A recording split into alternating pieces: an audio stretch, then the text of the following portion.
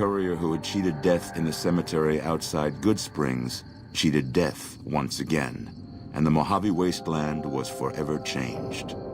Mr. House's Securitron army took control of Hoover Dam and the Strip, pushing both the Legion and the exhausted NCR out of New Vegas. Mr. House continued to run New Vegas his way, a despotic vision of pre-war glory. The streets were orderly, efficient, cold.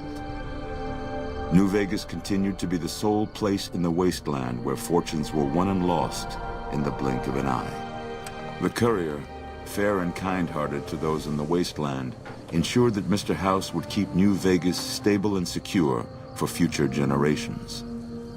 Mr. House afforded him every luxury at his disposal in the Lucky 38, out of gratitude and a quiet sense of pride for his choice in lieutenants. Black Mountain Radio continued to broadcast its peculiar form of propaganda. Raul Tejada faced his execution each day, though pardoned in the end.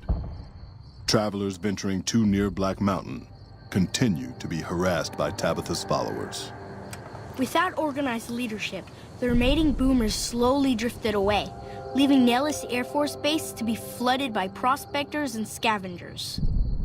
All of the boomers' accumulated knowledge quickly scattered, and their existence slowly faded from memory. Buried beneath tons of rubble, the Mojave chapter of the Brotherhood of Steel was no more. Those few who were outside the Hidden Valley bunker when it was destroyed settled into new lives, or headed west to find a new chapter to join. The Fiends staged an attack against Camp McCarran during the Second Battle at Hoover Dam.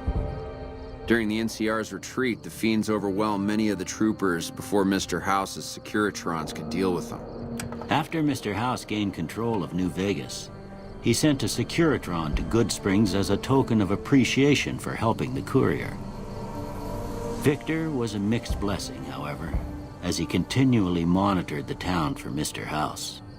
With no cure for the Nightkin schizophrenia in sight, the disgruntled Nightkin left Jacobstown. Without a treatment, their insanity grew. The crazed Nightkin terrorized the wasteland, and Jacobstown suffered repeated reprisals from mutant-hating humans.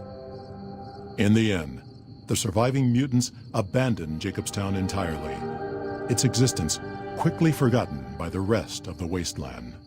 Flush with his victory, Mr. House sent Securitrons into Freeside, thinking to increase his control over the area.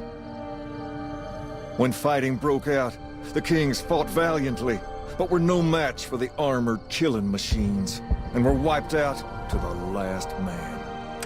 The NCR, battered by the loss of the dam, were unable to devote any troops to retaking the correctional facility from the Powder Gangers. As a result, Powder Ganger raids on caravans became an unfortunate fact of life in the Mojave for years to come. Armed with a wide array of improvised explosives and stolen weapons, the Vault 19 Powder Gang tormented the Mojave Wasteland for years. Citizens of the NCR were favorite targets, and they always suffered the worst fates. And so the courier's road came to an end, for now. In the new world of the Mojave Wasteland, fighting continued, blood was spilled, and many lived and died just as they had in the old world. Because war never changes.